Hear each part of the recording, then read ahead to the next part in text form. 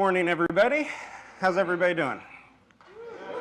We get to be here on a Friday. We don't have to be in the office, and we get to talk about Ruby all day. It's a pretty good day, and we're going to actually start off getting to do something that I think is pretty fun, I'm very passionate about, and that is getting to talk about one of the hottest topics in the dev space, which is machine learning.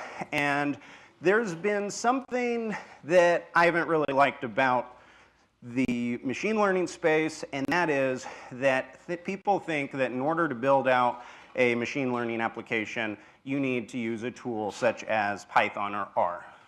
I don't like that because a number of different reasons, and we're going to walk through those in the guide today, because I'm going to show you how you can use Ruby and Ruby by itself in order to build out a full machine learning application. Just a little bit of background on myself. My name is Jordan Hudgens. I'm the founder of DevCamp and the CTO of the Bottega Code School. In addition to that, part of my background, especially as it relates to machine learning, I'm currently a PhD candidate at Texas Tech University, where my focus is on machine learning and how it can apply to adaptive learning systems. And what I'm going to talk about today is I'm going to get to show you a real-world product that we've built for DevCamp.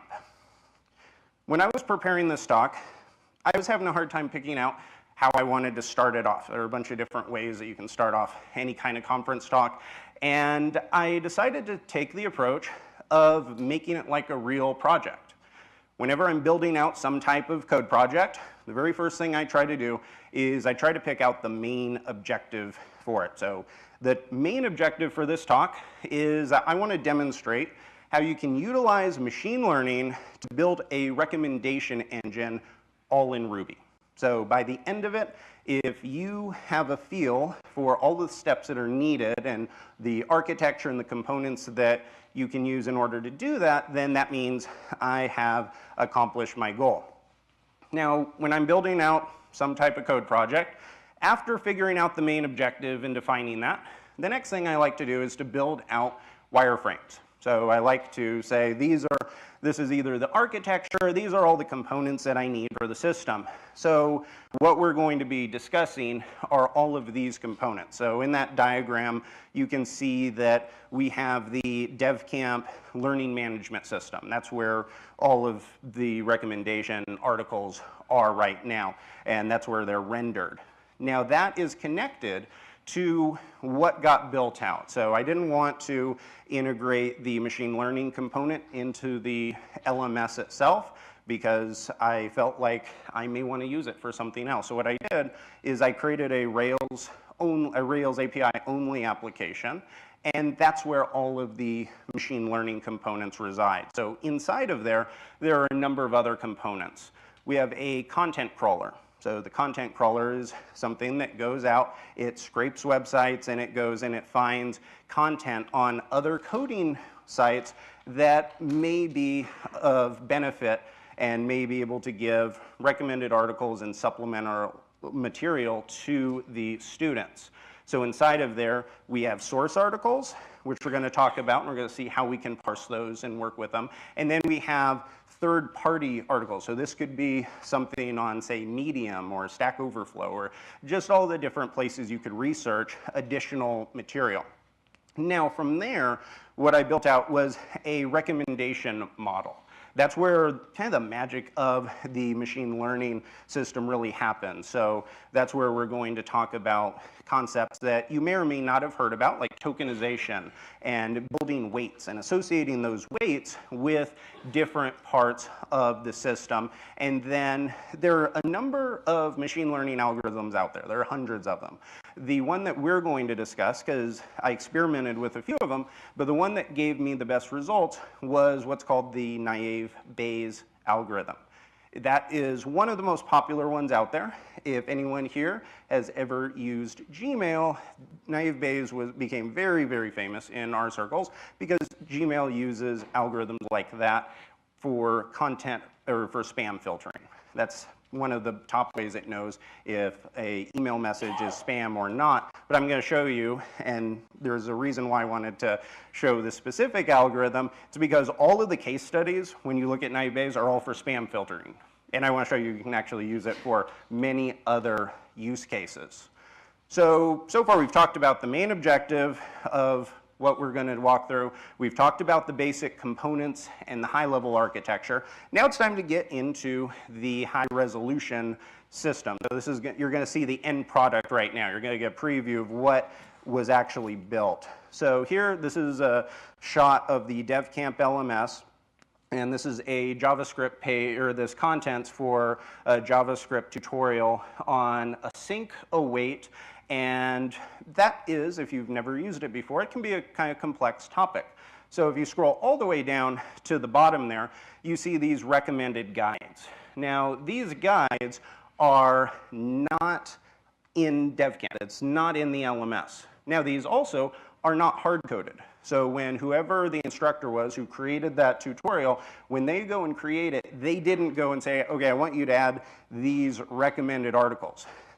We have currently 1,700 articles in the learning management system. If we had to manually give the recommended articles, it would not be a very dynamic system. And so what we needed to do was to utilize machine learning to automate that process. If we wanted to do that manually, we'd have to have an entire team full of instructors that are constantly sourcing the web for thousands upon tens of thousands of articles to find the most relevant ones and curate them. But I'm going to show you how one system does all of that automatically and how we're able to use Ruby in order to do that.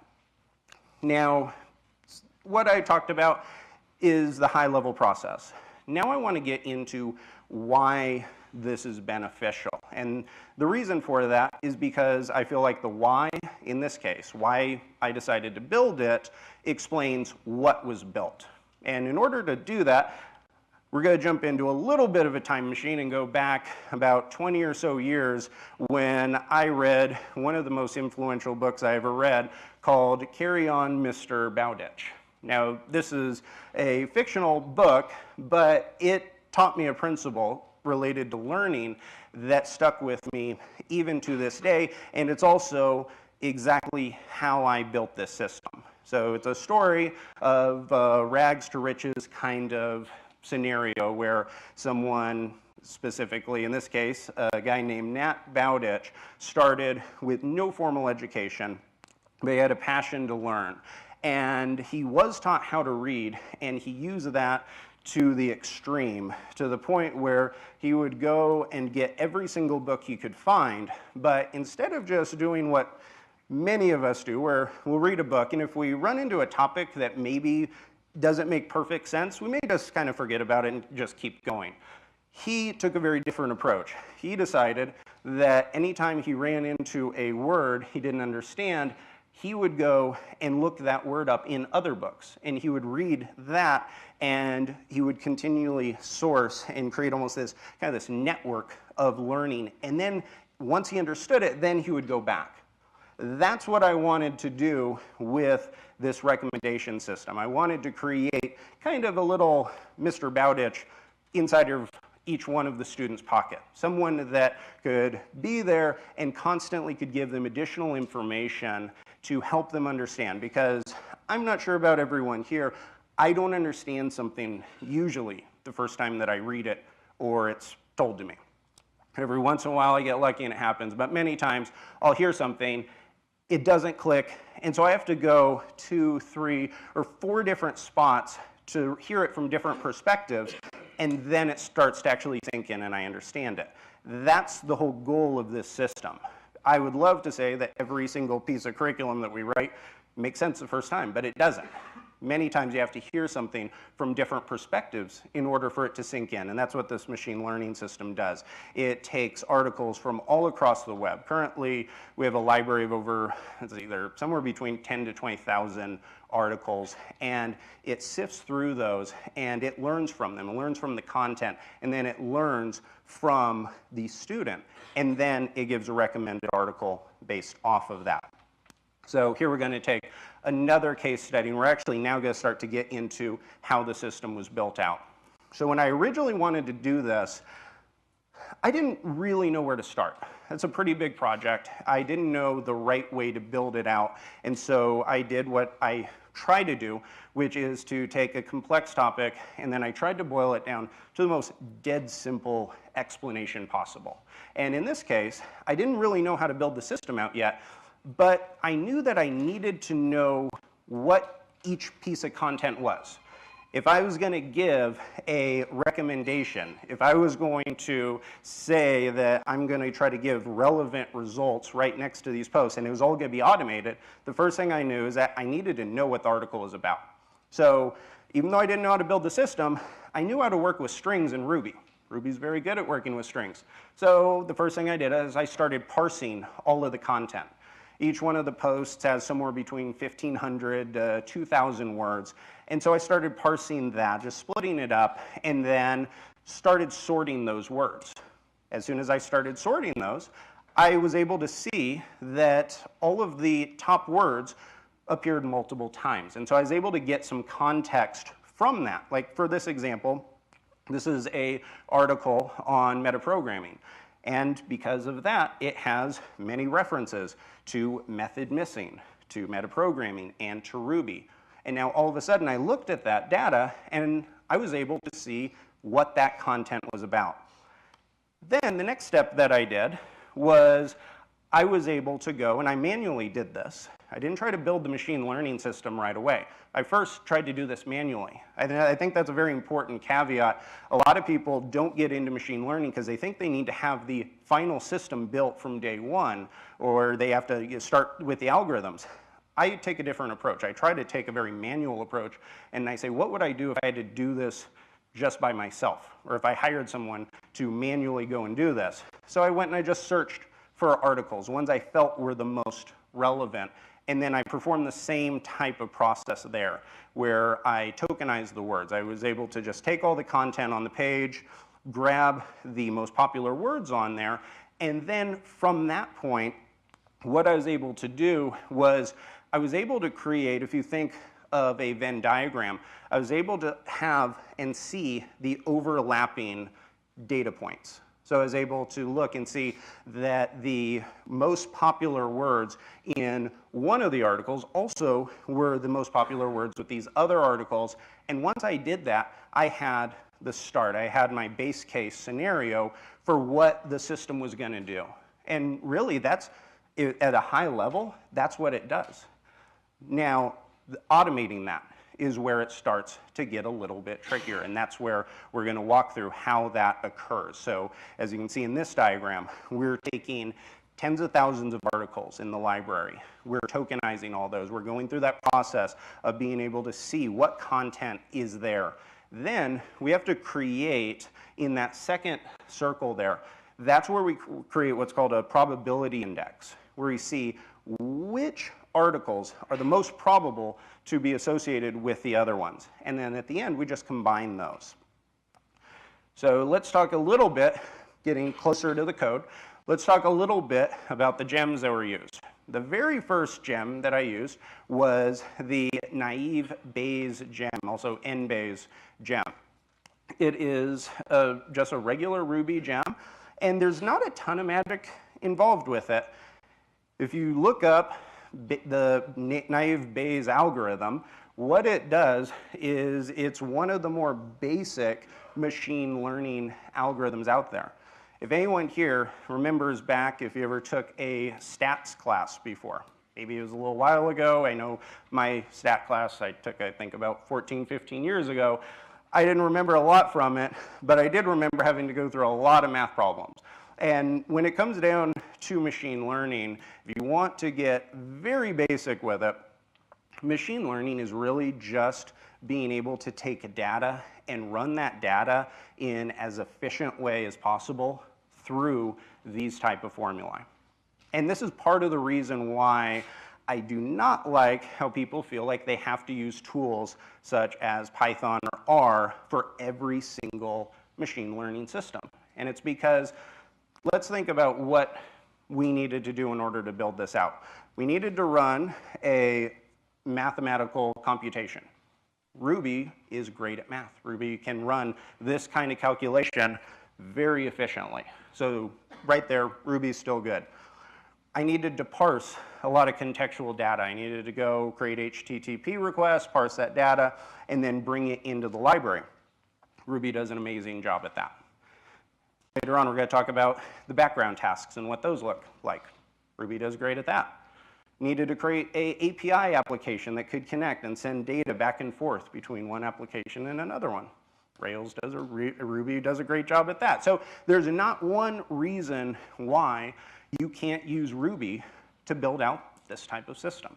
And so that's, if you leave with anything today, you remember one thing from this talk, what I want you to remember is that Ruby can do all of these things. And one other thing that I've really felt is important on this space is I've been creating machine learning programs in Ruby for the last 5 or 6 years. Every once in a while I will run into a situation where I need to use a different tool. I may need to use a neural network or like Google's machine learning system or AWS's for some very large computational expensive kind of task. But what I found is that in many other scenarios, that's overkill. It's not really needed. What I usually need is something like this, where I run through some type of statistical formula, and many gems are already in place for that, and I just get the results I want just by doing that. So that's one gem. Now the next one is this graph rank gem. Now when I created my initial implementation, what I started by doing was just writing this type of behavior myself. This is the tokenization process. And I got into it and it worked, and then just through kind of researching it, I discovered this gem. This actually does what I was doing much better than I was. So this is the tokenization process. It also incorporates a few other very helpful tools, such as being able to work with stop words, which are going to look and see what those represent and how they can be used. So I ended up replacing my own implementation with a call to this gem, and it worked quite well.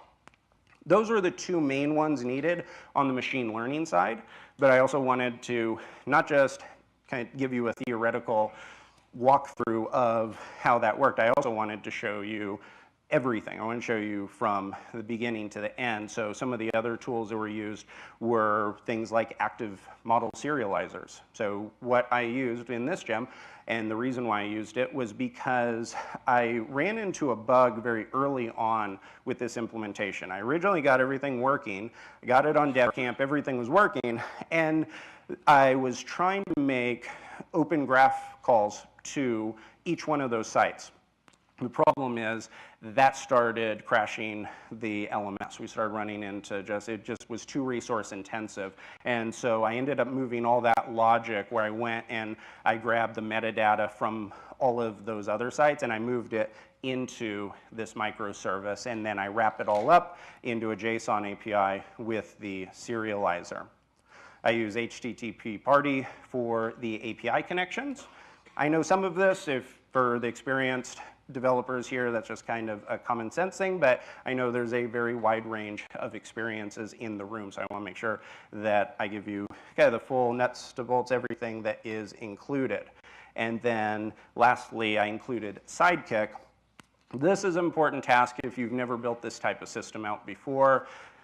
Sidekick, if you've never used it before, is a background task manager. Many of the processes that I'm talking about are resource intensive. So if you tried to simply call these gems or call these processes, make these HTTP requests, crawl these sites, and then perform the process of tokenizing and all those kind of things, you're going to really not have a good time because your server is going to crash many times. So what I ended up doing instead was I just created a bunch of background tasks for those long-running processes, use Sidekick, and it runs through a queue. It just simply gets done whenever it gets done, and it adds it to the library.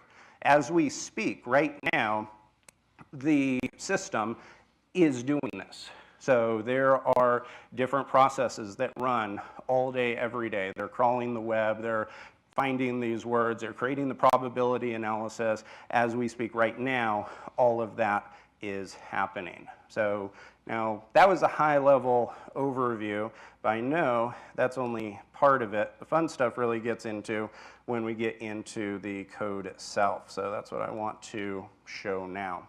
And I will try to leave some time at the end also for questions. So this is the repo right here, and this is a private repo because it's part of the DevCamp system, so I'm sorry I can't share the entire thing because this is a real product, and we do have to have some level of proprietary things or else I'm going to get in trouble. And so I'm going to walk through, I added quite a bit to the README though, so that explains exactly the processes that occur, and then I will go through a few of the code files that have some of the important data. So part of this, the content crawler does a decent amount of the work where it goes out and it performs pretty basic kind of crawling behavior. It goes out, we gave it an original set of data to work with, so we gave it some original sites to go and go crawl and to parse, to grab links, and then it started to do its own work from that point. So we'd send it to articles on Medium and Stack Overflow and, say, Ruby documentation sites and the Rails guides and those kinds of things, and it went, and then from there, it started grabbing those links and going out. Now, to see how that works on a manual kind of basis, you can imagine that you're going out and you're going to crawl this site, and so you have this little object here, an article that could be potentially set for recommendation. This is a source article. This is something on DevCamp. It's going to call a content crawler service, and then it's going to do what is called a recommendation builder. So it's going to go and it's going to set that recommendation. So if I come over here, we have a probability builder job. So this is going to be a background task. And this is where the tokenization and everything occurs. So this is going to go, as you can see down there on line 17, that's where I'm calling that graph rank gem. I'm grabbing the keywords. And then this is a very important thing if you're looking to build anything like this yourself, if you're looking to use contextual analysis, is that if you think of a giant bag of words, which is really what a page is, there are a lot of words you don't want to, you just want to ignore. If you think of one of these articles and you try to compare it to any others, you're going to find that the words like the and a and all of these kind of words that we need in order to communicate are really not helpful for building context. And so that's why on line 18 there, you can see that I have a call to stop words. So this is something that is pretty standard in pretty much any kind of natural language processing. You want to ignore a bunch of words. And in fact, I think we ignore about 800 or so. There's a list right here of all the popular stop words, and it's just a basic Ruby string array. And so that was part of the reason why I liked using that graph rank gem, because I'm allowed to simply pass in the stop words, the ones I want to ignore, and then it bypasses them. If I didn't have that in there, every single article would pretty much look the same. It'd be like, yeah, we have 500 these in there, and it's like this other one. So no one's going to, there wouldn't be any real recommendations. But instead, we stripped all those out. I also customized that list just for our own reason. So this is on the DevCamp LMS. I don't want the word DevCamp in there. So you can customize it. It's not just words like pronouns and conjunctions and those kind of things. That you can ignore anything you want. So that was one process, was building out exactly what we wanted to filter down to. And then from there, just called that graph ranker run, and it tokenized all of them. And so we ended up with this really nice set of words. You could think of just like that diagram that we saw earlier, where you have each one of those articles. I have it boiled down to the 10 most popular words. And from there, I was able to get really nice context to see what that article was about. And the results that we get on the system itself have been pretty good. So I'm happy with the way that the probability system's working. Now on, oh, I don't have internet, so I should have kept that. So moving down. No, it's fine. I already had it. I'm just going to use it from the README. So from here, moving down, that was one article. That was like a source article. And then if you go down a little bit, you can see that you add third-party ones. And I filter it, so I'm using third-party content, and I also am using a Ruby enum or Rails enum in order to have a really nice and easy way to query what are my source articles and then which ones are on third-party sites. Because I don't want to recommend on the LMS. I don't want to point them to other parts of the LMS. At some point, we may want to do that, but for right now, I want recommended articles to only give third-party content. So we filter past everything internally, and we only point to outside content. And then from there, so this first entire section, what that does is, that's really just kind of like what you can imagine the crawler does, except this is the manual process. And when I was starting to build this system out, this is what I did. I did not have the crawler right away. I did not build the crawler until I was happy with the recommendations. And part of the reason I got that idea was from a book I really liked that I read last year called The Googleplex. And it was a story from pretty much the beginning of the genesis of Google and how they built out the search engine, the company, and everything like that. And one story from that book that really stuck with me was how they originally created the PageRank algorithm. And you would think that just because you see the final product now with Google, that they have all these crazy algorithms and all these processes that we're running, and it just flat out works. But I love the story and how it works. They weren't happy with the results they were getting right away. So instead, what they did was they said, we want to get it working for one word. We want the search engine to work for the word university. And they didn't care about any other word in the world. They just said, let's get this working for university. And they refined the algorithm. They refined the PageRank system until when they type university in the system, it brought back the results they were happy with. And so I took that same approach here. I didn't build out the tens of thousands of articles. I started with a couple hundred articles that I manually pulled, and I included outliers. So I would pick out certain ones from different languages, like you see here. These are actually the real articles I used in the beginning. So I would pick out a React article, and then I'd pick out a Rails routing article, and I'd pick out all of these from different languages, different concepts, to make sure that I was getting the results I wanted in a limited testing kind of phase. So that was my first approach. And so I just manually built all of these. And then once I was happy with it, that's when I built the crawler. That's when I started to say that, okay, now we're ready to actually get content. And then we built that out, and that's how we have the library that we have now.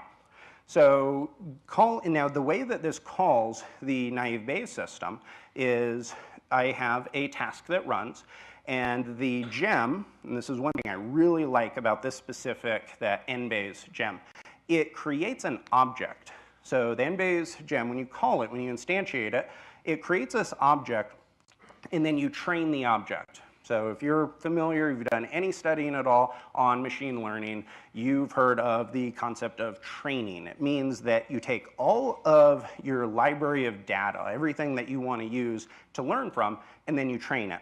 So that's what I've done. So I use that Rails enum. I loop over every one of the third-party recommendations, and I train the system. I do this just a few times a day, and so I'm continually updating it. And then from there, I'm able to classify the system. And so all of this is really inside of that gem. It's one of the reasons I like it. But as good as all that is, and as good and accurate as it is, one of my favorite things is how it allows this entire system to be very performant. Because you have to think, this is stateless. You know, when I run this, yeah, it works in the console, it works in my testing, but it's not really helpful in production because I need to be able to run this process. I need to run my data every time a page loads. So whenever I have a guide load, it needs to go check through the entire recommendation system. It would be a really bad idea if I wanted to go through tens of thousands of articles and run all these probabilities on every single guide load. So what this does is, as you can see here in this saved file section, it actually allows me to save the entire library, the entire trained system into a YAML file. So all of my probability indexes, everything like that is in a YAML file on the server that continually is updated throughout the day. And then that, if you look at the very bottom, that's how you can load it. So when the API request comes in, and thousands upon thousands of these are happening on an hourly basis, when it comes in, it can just load that single file. And it's a decent file, but it's still very small, especially compared to running through data requests. It performs no real computation. You can simply load the file up, and then it finds out where those probabilities lie. And that's where we create, if you remember earlier when we saw that Venn diagram, that's where this happens. When we load the file, and then we run this through the classification model. So every time that someone goes to one of those pages, like that metaprogramming page, or Rails routing, or a React page, or whatever it is that they're on, that's what it's doing, is it's calling the system, it loads a file, and then from there, it just brings back the top 3 results, ones that are the most relevant. And as you saw earlier, it does a pretty good job of that. It has tens of thousands of articles, and when it goes to a metaprogramming page, it knows exactly what it's talking about. And as you can see, hopefully, is that we haven't really gone through anything too complex. What we've walked through has been pretty basic in regards to the processes. We're only doing about 2 or 3 things, and we're able to build out a full machine learning recommendation engine that is also pretty performant. Just to take a look, if you want to see what that YAML file looks like. So I'm not on the server, I'm just local. But this is just an example of what that naive Bayes gem generates. So every time this happens, this file gets overridden, and you have just a basic YAML lookup where you have an ID in the database, and then it has the tokens, and each one of those tokens is sorted by how many times they were shown on the site, and then from there, that is what the model looks at. So it looks at that, compares it, and then it picks out the 3 that are considered to be the most relevant. Now, one of my favorite things when I see this working, when I'm practicing it and I'm just playing with the concepts, is when I think that, like, I'll run into a guide, I'll publish a guide, and then I'll go and I'll Google the keywords I think are going to be the most relevant for that guide. So I'll just go manually do it. And I'll find some articles, and obviously they're very relevant. But I think it's pretty cool when I do the same thing and I see that article pop up, and then I scroll down to the recommended articles, and I find 3 articles that are actually better than what I personally manually search for. That's when I know I had a win in it, and I know that it's working properly, is when it's doing a better job than if I were to manually be doing this myself. And really, at the end of the day, that's really what this entire system is about, is it's taking something that could be done manually, and it's automating it. And that's the goal of most machine learning processes. Just to give a little, before we get into questions, just to give a little bit of an idea on where we're looking to take this. Right now, this is good for recommended articles. And you can see this is something you've seen for years. You go on Amazon and you see a product, and right below it, it says, if you like this product, you may like these other products. And that's something that's been around for quite a while. And it's helpful to build a system. I'm sure many of you are in jobs where you might want to build a very similar product. What we're looking to do, and this can give you some ideas on what else is out there and what else you can do to extend this. We're looking to make the entire learning system dynamic. So instead of simply giving recommended articles, it will take a developer or a student that's going through the learning management system, and based on their assessment, so as they're taking quizzes, as they are pushing up code, it will start to build a student model. very similar to how we built a recommendation model. And then it will dynamically change the content. So you could have two students sitting right next to each other. One of them is very good at understanding the topic they're learning. The one right next to them is maybe a little bit more like me. They're a little hard-headed and they need to be told 2 or 3 times what the concept is. The two students would, even though they're going through the same program, would have 2 completely different experiences. The one on the right would be their entire sequence of curriculum would start to change, all based on these kind of processes. Now that would not be possible manually, but by leveraging machine learning, that type of adaptive learning environment is possible because the system can learn and it can adjust and it can do it all on the fly. And the real end goal of all of this is to make learning a much more dynamic type of experience. And that's really, for my own personal goals, that is why I love machine learning, and it is also why I love Ruby, because I think it is a great and a very undervalued type of tool in the machine learning space. Thank you all so much for your time.